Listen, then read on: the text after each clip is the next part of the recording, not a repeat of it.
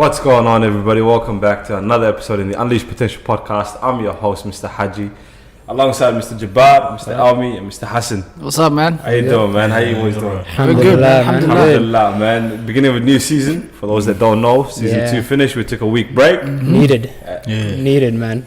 It was a good break. It was good timing too. Exactly. Yeah, Easter and everything. The Easter weekend. Long weekend, 4 days off. Yeah, it was. And then what? Went to work 1-2 days and then had Anzac Day off. So it's pretty good. It was a good weekend. But we're getting rid of public holidays too early. Too early. It's always at the beginning of the year too. Yeah. You know what I mean? But alhamdulillah, man, we are beginning first episode of season 3.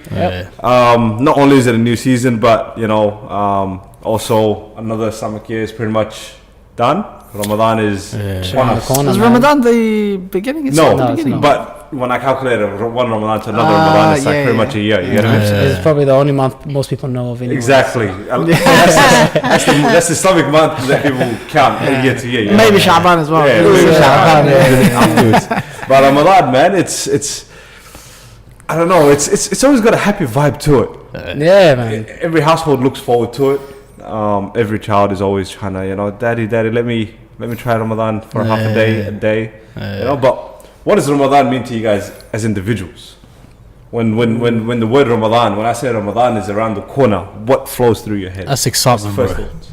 It's the best part of the year, brother. It's the most blessed month out of the whole year. You know what I'm saying? Yeah. It's just excitement, alhamdulillah. Like, also it's time where you need to turn back, it's the month where the Quran was revealed to Nabi Muhammad sallallahu alaihi wasallam. So we have to turn back and try to become strong in our deen and focus, readjust on and understand why we're on this earth. Yeah. So that's the way I feel for it. Ramadan. Yeah. I share the excitement part with you. Ramadan for me is always it goes two ways for me. One is the actual, you sense that brotherhood, that brethren. Everybody wants to break fast together. It's the 1 month where everybody is open to either inviting you to their house or accepting invitations. Nobody's ever too busy to turn down an invitation. So it's a good time to see family and friends and participate in this great act of sacrifice. And number 2, for me, Ramadan, it's that part of the year where I stop and 11 months of eating, living, doing everything normal, right? And you never really stop to think, to appreciate what you have until you give something up, right? So Ramadan is that time for me where you give up your food and water during just a couple of hours during sunlight, from dawn to dusk. But for me, that is the bare minimum that I can feel what our brothers and sisters in the world, wherever they may be, whatever religion they may be, that experience poverty on a daily basis, a little taste and sacrifice and appreciate what you have. And that's why for me, just so that I don't go too deep into this point, is Ramadan, a lot of people bring out the best foods, and I totally disagree with that. For me, Ramadan should be a time where you stay humble, but a lot of people just, it defeats the purpose. But I'm going too far out. You're also saying that a lot of people get invited and stuff like that. So isn't that good to bring your best food for the other people as well, to share that best food? Yes, it is. But then in the essence, I truly believe if I called you Jabbar, I'm not gonna give you just a slice of bread and water. But I'm not gonna bring out lavish food every day. I agree with the wasteful food. I agree with wasteful food, but it should be barakah if you have that and you can make that to give it to the people. No, 100%. If I'm inviting a family once or twice, fair enough, we'll go all out. But then those families that eat at themselves but still go all out. You know what I mean? What is Ramadan in our childhood? What is Ramadan? What are some of the foods that you only get in Ramadan? You get the samosas. All these exotic foods that once a month, once a year. And it's supposed to be that month where you sacrifice, but I'm going too far forward. What is Ramadan for you? At the end of the day, for me, it's more, to boil it down, to simplify, it's Taqwa. It's just the remembrance of Allah. Because everything you do during that month, everything you say, someone cuts you off, the anger that builds up, everything you go, nah, it's Ramadan, I cannot do this. You think of Allah. You know what I mean? So it's like a resetting of your main why in this whole life you have. So, and that, with the whole fact that every Muslim is doing it with you, it's kind of like that the brothers in arms, so it makes it easier to do it. You know what I mean? So it's Yeah. like, and to me, it's a way to just get rid of all bad habits, because it takes 30 days to get rid of a habit. It takes a month to get rid of a habit. Ramadan is exactly 1 month. Exactly. So doing that with your brothers next to you side by side and having that taqwa just makes it like the blessed, beautiful month. You know? I love that point that you mentioned, where it's just like automatically, like patience and all these virtues that we try to implement throughout our lives are amplified in that month. That 1 month, You know what I mean? Which is the whole point of Ramadan, for it to be amplified enough so that we can carry it on and then restart the next month. What about you, Umar Hassan? What does Ramadan mean for you? I know you got a big smile on your face. I'm excited about Ramadan. No question. Believe me, man. Man, Ramadan for me is a time of change. Change both physically, mentally, spiritually. When I say physically, some people they gain weight, others lose weight. Exactly. You know what I mean? Exactly. Like it's just, it happens based off either the food that you eat or you know, whether you try and stay humble and you try and maintain it, right? It's also a time for mentally you change, because now that you're not worried about food, you realize that your time is different, and you start to prioritize your timing a little bit different. Like your whole lifestyle changes, and so therefore the way you think, the way you behave changes as well. And then spiritually, that is the essence of Ramadan, is that you give preference to that factor in your life as opposed to your physical side and your mental needs and all of these other needs. The other thing that I would say when I think of Ramadan, it means to me learning, man. Learning. A lot of people realize that they learn a lot more in Ramadan. Why? Because they start to attend the masajid a lot more. You have that brotherhood. You start to learn how greater your community is, how bigger the brotherhood is. You start to learn more about compassion and empathy and love and all of these things, because now you're experiencing that struggle, you know. And also just learning more about your deen. Like, because now you're not listening to music, I would hope that during the month of Ramadan you would quit that habit, you know. And because now you're not wasting your time on all of these other things that don't bring you benefit, you're utilizing your time on other things, right? Like listening to Unleash Potential podcast, you know, you know, or listening to lectures, or listening to Quran. These are the times when you actually learn. You learn more about your deen. You learn more about useful knowledge. So it's more about change. It's more about learning and struggling, man. Like, I'm not gonna lie, Ramadan for us might be easier compared to the other people that are across the globe. But there are people out there, even in this country, who are doing it while going through exams, who are doing it while having a full-time labor job, doing it and breaking their fast at a different time compared to other people, simply because they work night shifts. Everybody's got their own struggles. Some people might be struggling with the fact that, you know, they're smokers and they have to quit that during Ramadan, and that whole emotional burden, and that's a struggle in itself. Like, just the fasting is not just a struggle, right? So that's what I think of it as is, right? And the other thing is, whenever there's Ramadan, you know, there's going to be Eid. Of course. And Eid, and you mentioned Eid, everybody's got a smile on their face. You know what I mean? You just saw how we broke that. Exactly. So, yeah, man, if I was to sum up Ramadan, that's what it means to me. No, mashallah, it's very nice. I love the fact that a point which both of you guys touched on, which is during Ramadan, fasting it's not limited to just food and water. You know what I mean? It's a time where you better yourself. It's a time where you try to quit all your bad habits. Like, you won't see people spending much time on movies and shows as they would, because it might have things that are not permitted. You know what I mean? Not to say that after Ramadan it's okay for you to watch it, but it's a step closer. You know what I mean? And I think it was designed. It was designed by Allah subhanahu wa ta'ala for it to be a spiritual cleansing. Spiritual cleansing. You can't be fasting and swearing, or, you know, assaulting other people. Where the Prophet ﷺ said, if somebody tries to, you know, confront you or aggravate you, you tell them, "Inni sa'im," you know, I am fasting. And hold your tongue and your anger.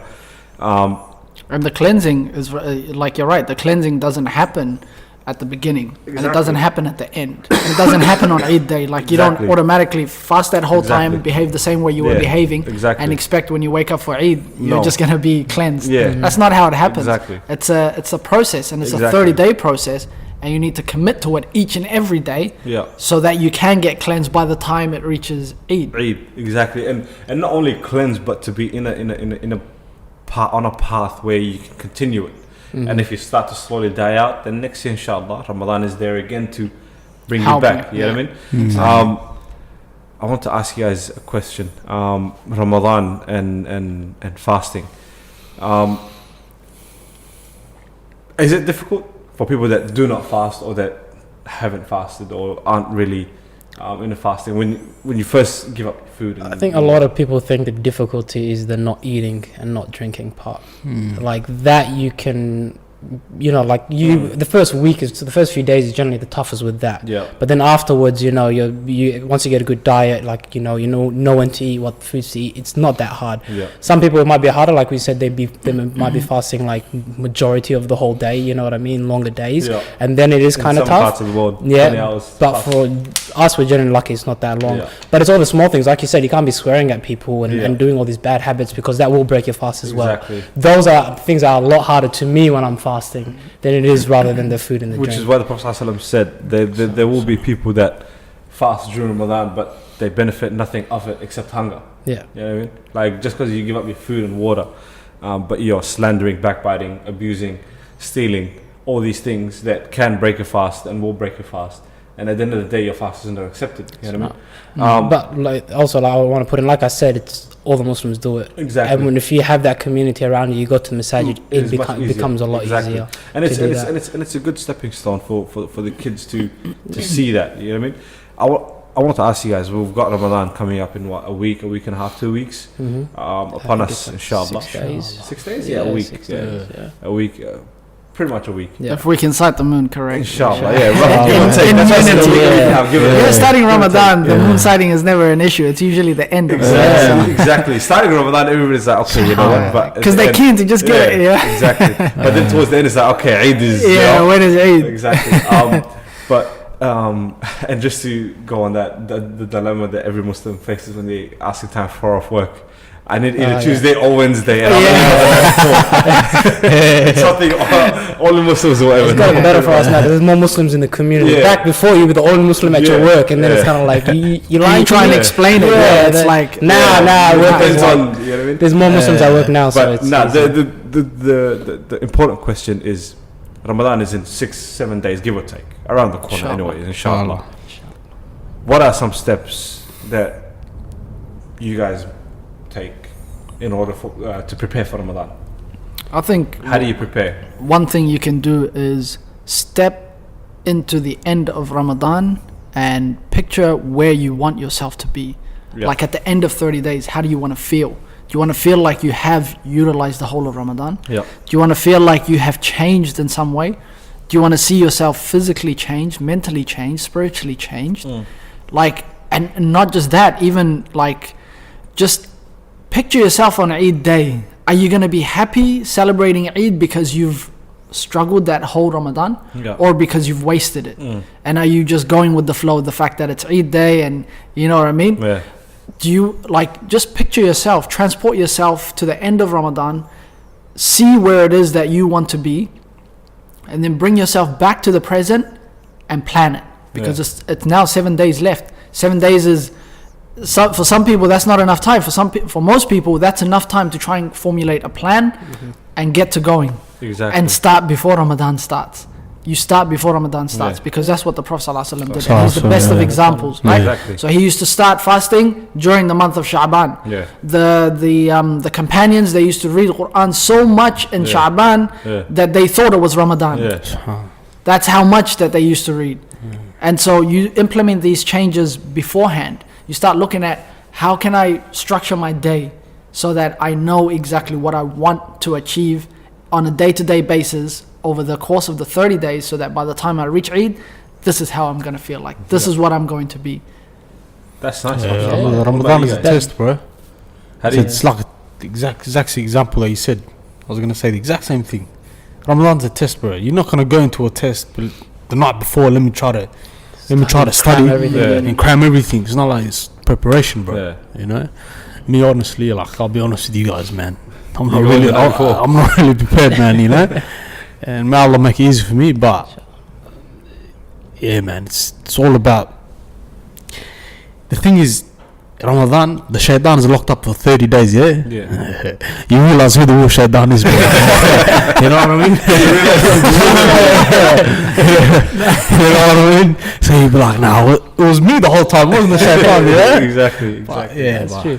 It's pretty much simplifying what Hassan said. It's just the things that you want to do during Ramadan, start doing it now. If you want to read more Quran, start reading more Quran now. If you want to just being nice to people, holding your tongue, all the things you want to do in Ramadan, start doing it now.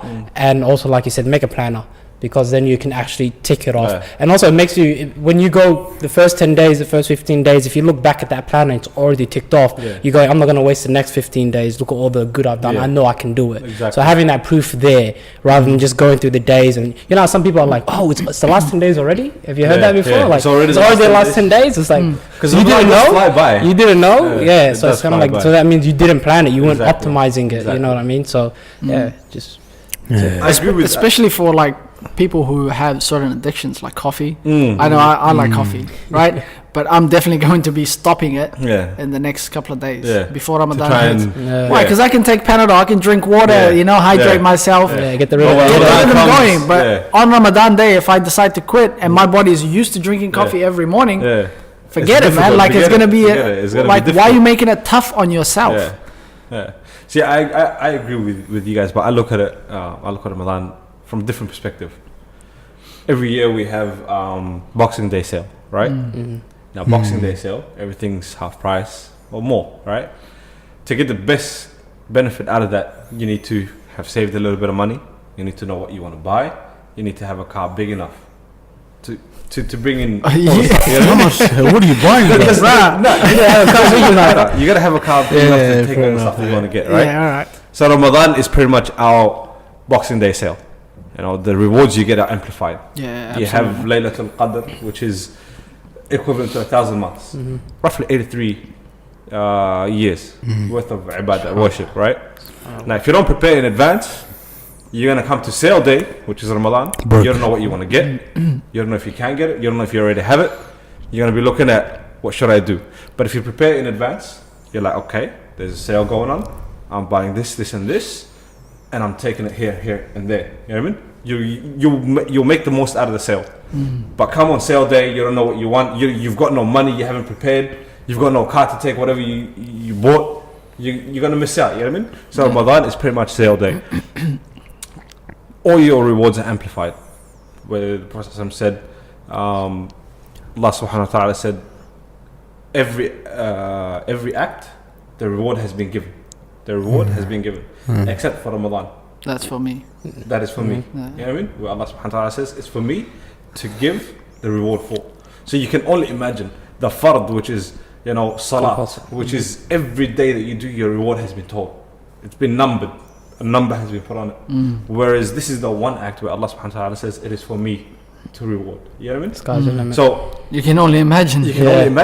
So you start on Ramadan day, and instead of trying to reap the benefits, you're trying to stop the habits, like you said, your coffee, and if you're not strong enough, it will cause you to break your fast. It's not like you're not optimizing it. If you're focusing on not doing the right things during Ramadan, you're not focusing on gaining all the positives. That's the way I look at it. The other thing is the benefit of actually planning it in advance is that we're not promised that we're going to enter Ramadan. We're not promised that we're going to complete it if we do enter. We're not promised to Eid, right? But your intentions, the pre-work that you do, you will be rewarded. So if you plan as if you're going to tackle Ramadan in the best way and come out, you know, the most changed person for the better, you're going to get that reward whether you make Ramadan or not, because your intention is there. Your intention to complete it in that manner is there. But if you don't do the intentions beforehand, who's to say that this is what you intended? That's true. One of the great rewards of Ramadan, the Prophet said, whoever fasts Ramadan sincerely, غفر له ما تقدم من ذنبه. His previous sins for the previous year, Ramadan to Ramadan, is forgiven. So every year you're given the chance to sincerely wipe and erase your sins. Ramadan it's very powerful, like when you think of it. But then again, it's so simple. Stay away from your bad habits. Fast. Pray your prayers. Your Taraweeh prayers is more than enough. If you attend your Taraweeh prayers every night at the masjid, you are guaranteed, inshallah, to hit Laylatul Qadr. You know what I mean? It's simple, but it's like Alvin said, sometimes you sit down and you really think, wow, like, we know that the shaitan is locked up. Where is all of this coming from? You know what I mean? And sometimes you just look and you're like, at this point, you know, some of us are at a point where shaitan has no influence anymore. It's just us. It's the habits. You know what I mean? Whether he's locked up or not, the habits exactly still occur. The one thing that Ramadan is definitely not is that it's not a time for sleeping. And I see so many people, they just sleep up until the afternoon. Like, I get it, you stayed up late and whatever it is that you were doing, whether it's revising Quran or this and that. But there's some people that stay up doing the same things, watching movies, playing games, and sleep all day. Exactly. Exactly. And for them, Ramadan flies by. No Taraweeh, games all day, all night, sleeping all day, they wake up for iftar. Yeah, it's not a time to be inefficient. It's not a time to be unproductive. Yeah. It's a time to be the complete opposite. You have to be productive, efficient. Look at your sleeping schedule, how you're going to organize it so that, like, you don't always have to get your 7 hours sleep. Yeah. All right, during Ramadan, because it's only 30 days. Yeah. Do it so that you get 5 hours sleep here and there, and you get 7 hours on the weekend, whatever.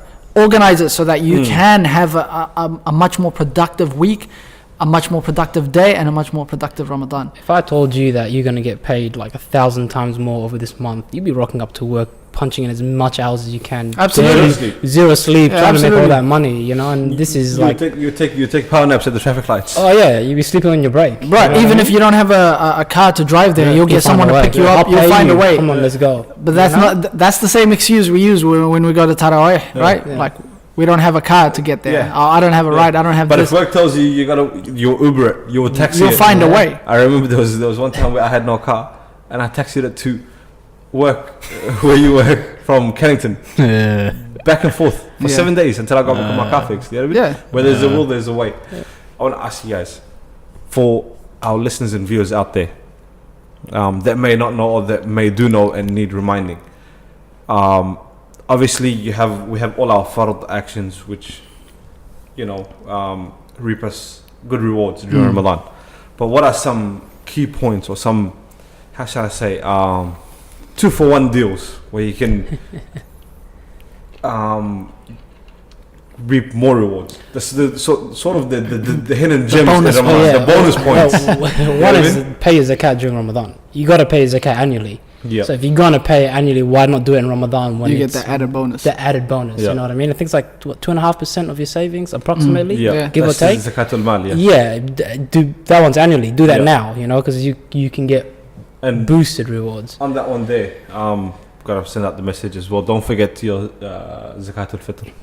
It's compulsory. Yeah, you have to. Inshallah. Yeah. But so pay your zakat during Ramadan to get the added bonus.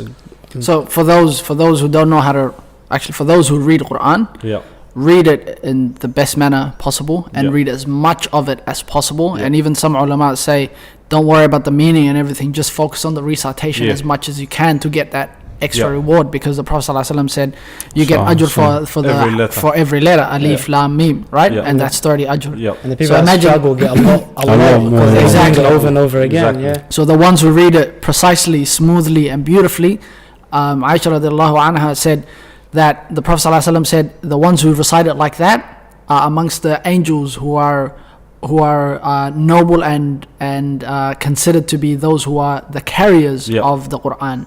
And one of those angels is Jibreel alayhi salam. But the one who recites it, but he struggles and he stutters and it's difficult for him, but he gets twice that ajr. But continues, and he gets twice that ajr. So that's for the people who know how to read the Quran, right? Then you've got the people who don't know how to read the Quran, but they know a few surahs. Read from that and read as much. Even some scholars suggest that even if you only know Qul Huwallahu Ahad, recite as much as that. Why? Because Qul Huwallahu Ahad, if you recite it 3 times, it's as if you have completed the entire Quran. That's not, now that's like a gem, but that's not to say that is a replacement for reciting the whole Quran, right? No, exactly. But it's for those people who struggle, who don't know the full Quran, and so just reciting that as much as you can, and you get that ajr. And for those who don't, like literally do not know any Quran, play it in your home. Listen to it. Now everybody's got access to YouTube. Listening to Quran is just as, like, you get ajr for that as well. Why can't you listen to Quran? You know what I mean? As opposed to and everyone who's listening to it. And say Assalamu alaikum wa rahmatullahi wa barakatuh. Most people forget that. Come into your home from work, say Assalamu alaikum wa rahmatullahi wa barakatuh. You get the barakah in your home, and you get the ajr for saying Assalam. Exactly. Like most people forget all these small things that you can literally gain. Don't be inefficient at work. That's I would say that's the one key thing, right? At work, at home, like with the house duties, don't be inefficient. Don't be inefficient when it comes to work at your actual workplace. Because that all in itself is ibadah. Right?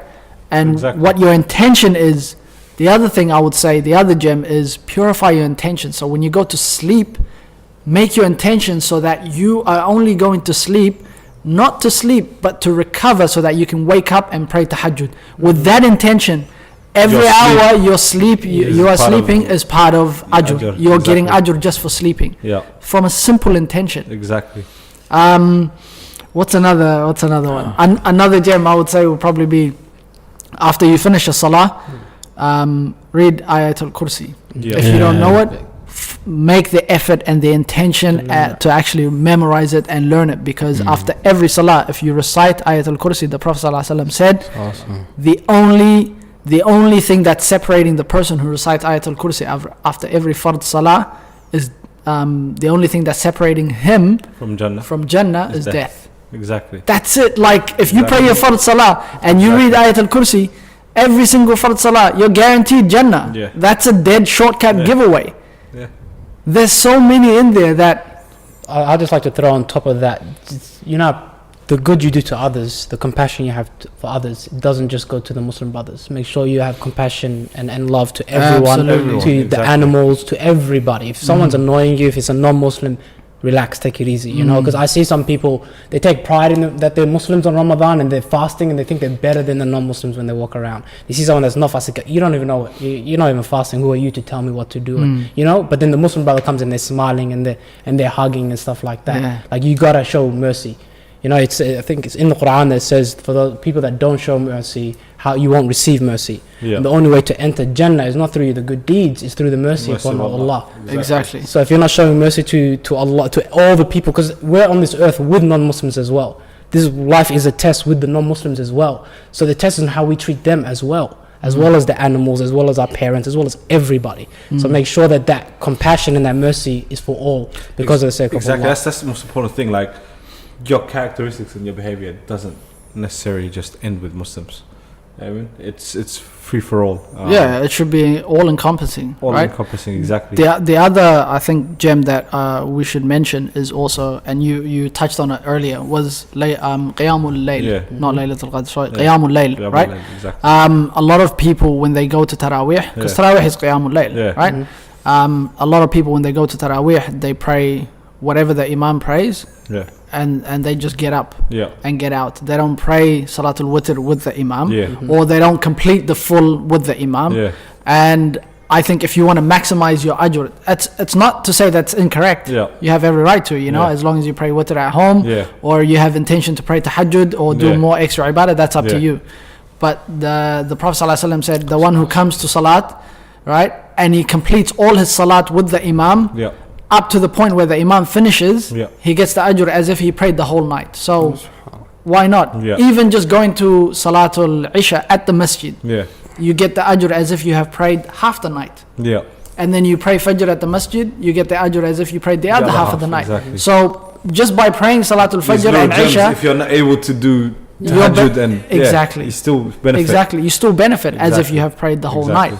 So one gem that a lot of people don't know, but they do, and a lot of people might not think about it, is if you feed somebody who's been fasting, if you help somebody break their fast, you get the reward of that person that was fasting without diminishing from that person. Exactly. So if I invited you to my house for iftar and you had iftar with me, inshallah I get the reward of all the rewards I got, that you got for the day, without diminishing from yours. That's the key point. A lot of people, without diminishing from your point, and a lot of people do that. But it's when you have the intention, is there. You know what I mean? I want to go back on that Salatul Layl point. A lot of people say Tarawih, and they don't know it's Salatul Layl. So when they're not at the masajid, they don't pray.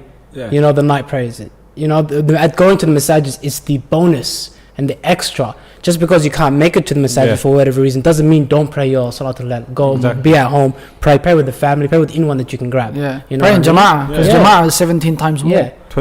27, sorry. 27. Yeah, there you go. So, see? Don't absolutely. And I think the other one, even I struggle with that sometimes as well, because the dunya distracts you.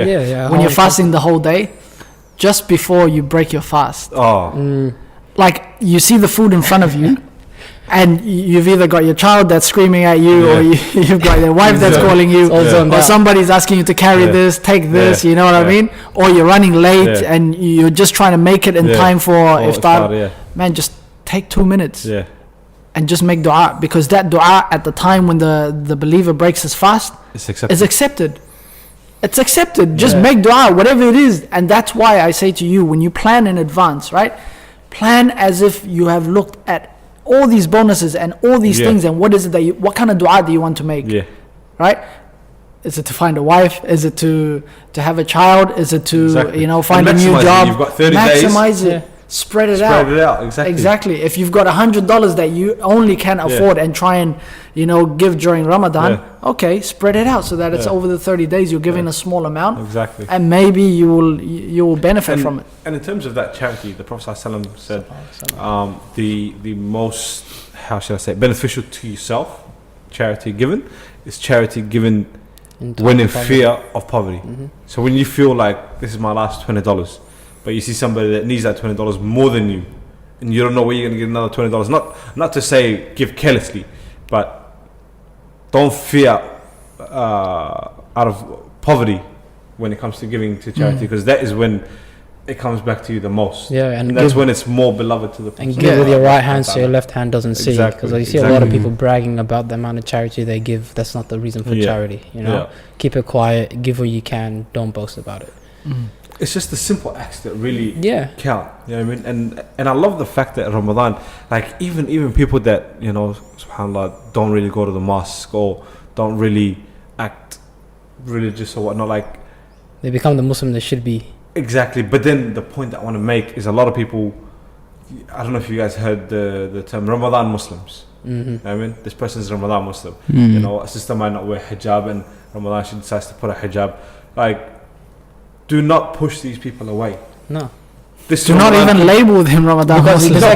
He's discouraging them. That's what I mean. But because this Ramadan could be that turning point. You know what I mean? Nobody's perfect.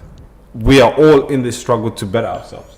Even the greatest of alims has his own flaws, and that Ramadan could be his turning point from that flaw. You know what I mean? So it's just not to say that, especially I know like within our community a lot, like that even if it's not intentional, that little jest, that little hint, which is like, oh, now you come to the mosque just this month, really, like that can do so much damage, and that could prevent this person from reaping all the possible rewards that they could have reaped, and then that comes against you as a sin for pushing that person away. Whereas you're supposed to encourage them, help them be better, and the more help you help them with, the more rewards you reap. You know what I mean? And if they continue that act that you've helped them with, like that's perpetual ajr that's coming your way. So I think it's really, really important, if you know somebody that's trying to do better, encourage them during Ramadan. Small things. It is the best time, because right now you teach somebody how to read Qul Huwallahu Ahad. Every time he reads it,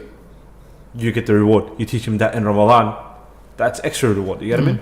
And that's a really teaching important him a dua every time. Exactly. Whatever it is, do not push these people away, and do not think that for 1 second you are better than them, because tomorrow they might be 10 times better than you. You never know.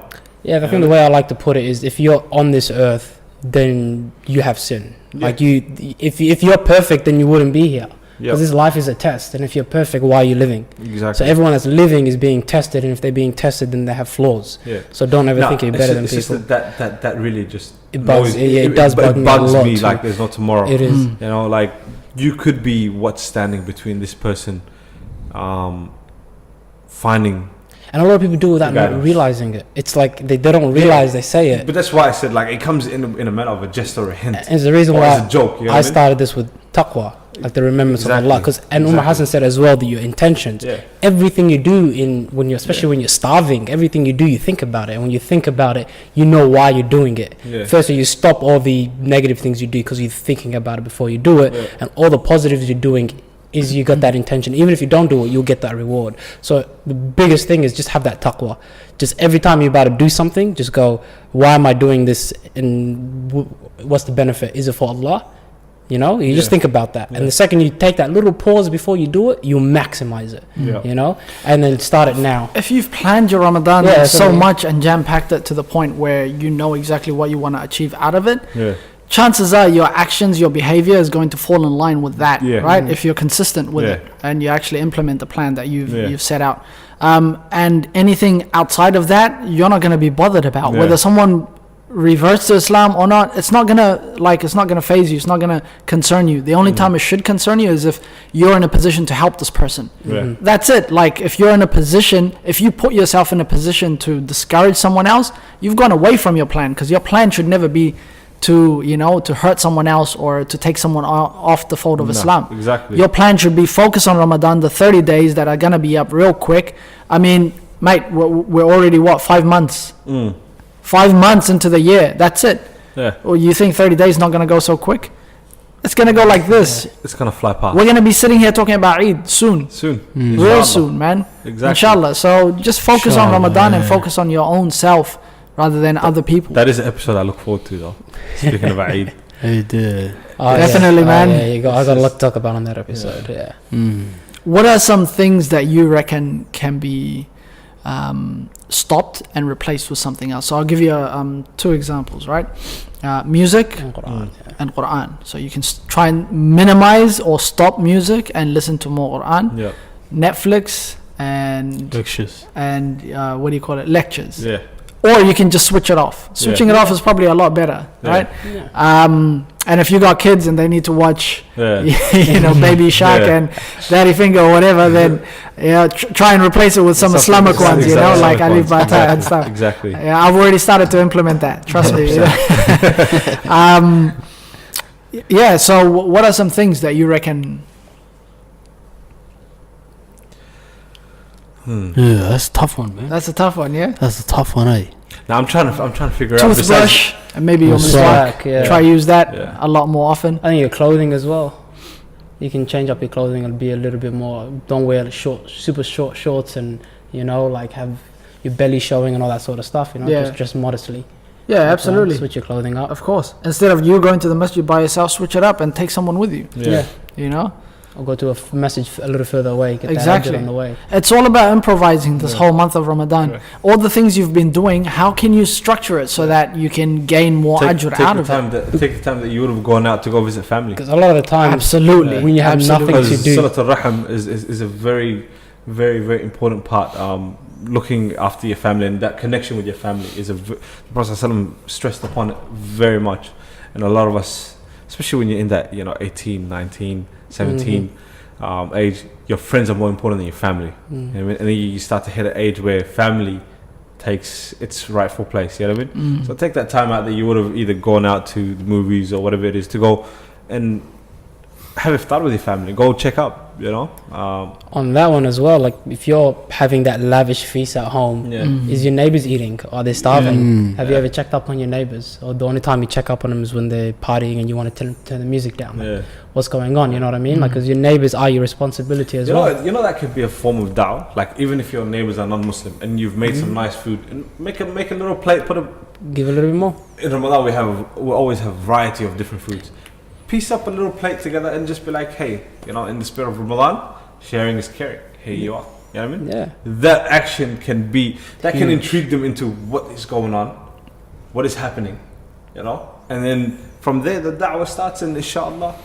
I'm planning this Ramadan, inshallah, to have a healthy Ramadan rather than eating a lot of, because I realize, the type of food that we eat is either deep fried, it's either oven fried, or Habib, Ramadan is not a month where you think healthy. I'm telling you that now. No, it is. Exactly, but that's why. So for me, what I'm trying to do, it's all about that deep fried samosas. No, you don't get me. What I'm saying, you said that. Like, what I'm saying. He's like. Sorry to cut you off. No, you're right. No, what I'm saying is, like, instead of having baklava, I'll have watermelon. Yeah. Instead of, like certain replacements. Instead of having 5 samosas. Do you have baklava throughout the year? Not throughout the year, but I do have it every now and then. Ramadan, it's okay if it's once a month. Yeah. But the thing is, like, you're fasting the whole day. Yeah, no, I understand moderately, and I understand, but at the end of the day, man, samosas.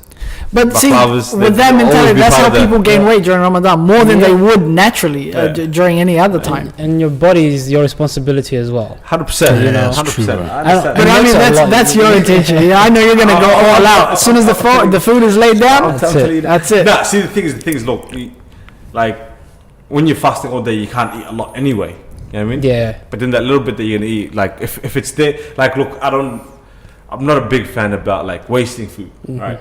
So like during Ramadan, if it's a pair of 2, you would cook 3-4 samosas, 1 or 2 pancakes, 3 pancakes, whatever it is, pancakes? No, not pancakes, but like the smart. Did you say if it's 2 people, 3 or 4 samosas?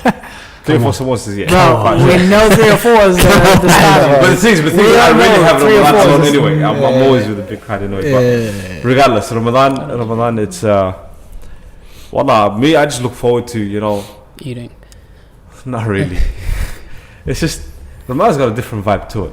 Like, if your days, like, because you're not thinking of, or like, spending time on food throughout the day, like, your lunch break, you can actually sit down and, maybe read a page or 2. We all got the Quran apps on our phone. Oh, yeah. Like, you don't actually necessarily have to have a kitab on you, you know what I mean?